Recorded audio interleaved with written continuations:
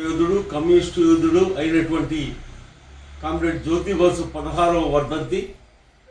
ఆయన పశ్చిమ బెంగాల్లో అనేక పర్యాయాలు వారు ఏంటంటే ముఖ్యమంత్రిగా ఉన్నారు, అంతకుముందు ఉప ముఖ్యమంత్రిగా ఉన్నటువంటి వారు.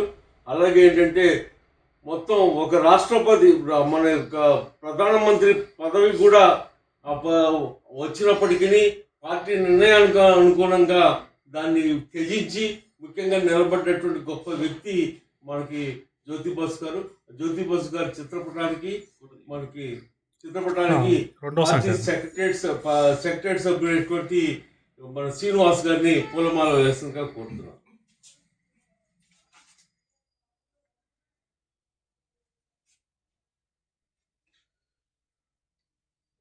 जोहार कॉमेट ज्योति बसु जोहार जोहार जोहार कॉमेट ज्योति बसु जोहार जोहार जोहार कॉमेट ज्योति बसु जोहार पाकिस्तान ज्योति बसु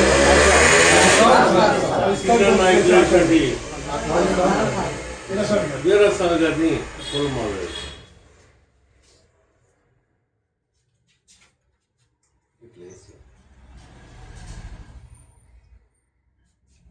జోహార్ కామ్రేడ్ జ్యోతి బసు, జోహార్ కామ్రేడ్ జ్యోతి బసు. ఈ సందర్భంగా శ్రీనివాసుని 2 నిమిషాలు మాట్లాడారు. జ్యోతి బసు గారు ఉన్నత విద్యావంతుడు. ఆయన స్వాతంత్ర పోరాటంలోనే పాల్గొని మనకు ఏదైతే కమ్యూనిస్టులుగా ఉండి స్వాతంత్ర పోరాటం చేసిన అందులో పాల్గొన్నటువంటి వాడు. మరి ముఖ్యంగా బెంగాల్లో దాదాపు 23 సంవత్సరాల పాటు ముఖ్యమంత్రిగా పనిచేశాడు. అక్కడ ఎన్నో సంస్కరణలు కూడా తీసుకొచ్చినటువంటి పరిస్థితి. గ్రామీణ వ్యవస్థను బలోపేతం చేసి గ్రామ పంచాయతీలను పరిశుభ్రంగా చేసినటువంటి వ్యక్తి.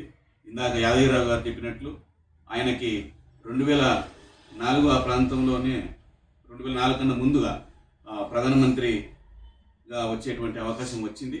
అయినా కానీ పార్టీ నిర్ణయం చేసినటువంటిది ఇప్పుడున్నటువంటి పరిస్థితుల్లో మనకు పూర్తి అయినటువంటి మెజార్టీ లేదు కాబట్టేసి మనం పార్టీగా ప్రధానమంత్రి పదవి తీసుకునే కానీ ఈ భారతదేశంలో మనం వాటిని ఏవైతే కమ్యూనిస్ట్ భావజాలం లేదంటే కమ్యూనిస్ట్ విలువలు ఏవైతే ఉన్నాయో వాటిని మనం ఫుల్ఫిల్ చేయలేక తీరా ఇబ్బంది పడే పరిస్థితి వస్తుంది.